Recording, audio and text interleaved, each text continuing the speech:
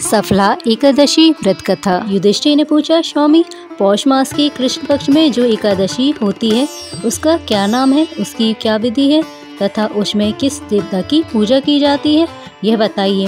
भगवान श्री कृष्ण ने कहा, राजेंद्र, बड़ी बड़ी दक्षिणा वाले यज्ञों से भी मुझे उतना संतोष नहीं होता जितना एकादशी व्रत की अनुष्ठान से होता है। पौष मास के कृष्ण पक्ष में शफला नाम की एकादशी होती है। उस दिन विधि पूर्वक भगवान नारायण की पूजा करनी चाहिए। जैसे नागों में शेषनाग, पक्षियों में गरुड़ और देवताओं में श्री विष्णु श्रेष्ठ है, उसी प्रकार संपूर्ण व्रतों में एकादशी तिथि श्रेष्ठ है। राजन, सफला एकादशी को नाम मंत्रों का उच्चारण करके नारियल के फल, सुपारी, पिजौरा तथा जमीरा, नींबू, अनार, सुंदर, आंवला, लौंग, बेर तथा विशेषता आम के फलों और धूप दीप से श्रीहरि का पूजन करें। शफला एकादशी को विशेष रूप से दीप दान करने का विधान है। रात को वैष्णव पुरुषों के साथ जागरण करना चाहिए। जागरण करने वाले को जिस फल की प्राप्ति होती है वह हजारों वर्ष तपस्या करने से भी नहीं मिलता। नरश्रेष्ठ, अब शफला एकादशी की शुभकारिणी कथा सुनो।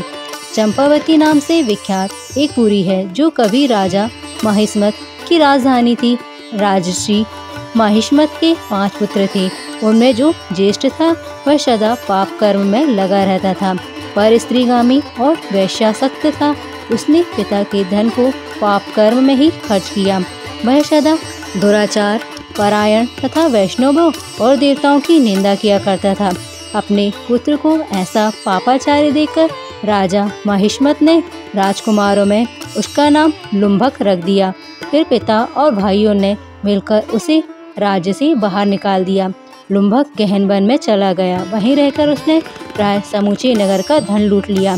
एक दिन जब वह रात में चोरी करने के लिए नगर में आया तो सिपाहियों ने उसे पकड़ लिया, किंतु जब उसने अपने को राजा महिष्मत का पुत्र बतलाया तो सिपाहियों ने उसे छोड़ दिया।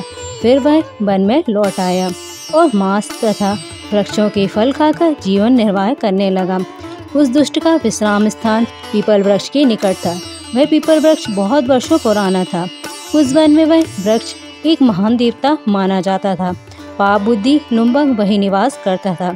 एक दिन किसी संचित पुण्य के प्रभाव से उसके द्वारा एकादशी के व्रत का पालन हो गया। पौष मास में कृष्ण पक्ष की 10वीं के दिन पापिष्ट लुम्भक ने वृक्षों के फल खाए और वस्त्रहीन होने के कारण रात भर जाड़े का कष्ट होगा। उस समय ना तो उसे नींद आई और न आराम ही मिला। वह निष्प्राण सा हो रहा था। सूर्योदय होने पर भी उसको होश नहीं आया। सफला एकादशी के दिन भी लुम्भक बेहोश पड़ा रहा। दोपहर होने पर उसे चेतना प्राप्त हुई। फिर इधर उधर दृष्टि डालकर वह आसन से उठा और लंगड़े की भांति लड़खड़ाता हुआ वन के भीतर गया। वह भूख से दुर्बल और पीड़ित हो रहा था। राजन, लुम्भक बहुत से फल लेकर जब तक विश्राम स्थल पर लौटा तब तक सूर्यदेव अस्त हो गए। तब उसने उस पीपल वृक्ष की जड़ में बहुत से फल निवेदन करते हुए कहा, इन फलों से लक्ष्मीपति भगवान विष्णु संतुष्ट हों। यूँ कहकर लुम्भक ने रात भर नींद नहीं ली। इस प्रकार अनायास ही उसने इस व्रत का पालन कर लिया। उस समय सहसा आकाशवाणी हुई, राजकुमार, तुम सफला एकादशी के प्रसाद से राज्य और पुत्र प्राप्त करोगे। बहुत अच्छा कहकर उसने वह वरदान स्वीकार किया। इसके बाद उसका रूप दिव्य हो गया। तब से उसकी उत्तम बुद्धि भगवान विष्णु के भजन में लग गई। दिव्य आभूषणों से सुशोभित होकर उसने निष्कंटक राज्य प्राप्त किया और 15 वर्षों तक वह संचालन करता रहा। उसको मनोज्ञ नामक पुत्र उत्पन्न हुआ। जब वह बड़ा हुआ तब लुम्भक ने तुरंत ही राज्य की ममता छोड़कर उसे पुत्र को सौंप दिया और वह स्वयं भगवान श्री कृष्ण के समीप चला गया, जहाँ जाकर मनुष्य कभी शोक में नहीं पड़ता। राजन, इस प्रकार जो शफला एकादशी का उत्तम व्रत करता है वह इस लोक में सुख भोग कर मरने के पश्चात मोक्ष को प्राप्त होता है। संसार में भी मनुष्य धन्य हैं जो शफला एकादशी के व्रत में लगे रहते हैं। उन्हीं का जन्म सफल है। महाराज, इसकी महिमा को पढ़ने, सुनने तथा उसके अनुसार आचरण करने से मनुष्य राष्ट्रीय यज्ञ का फल पाता है।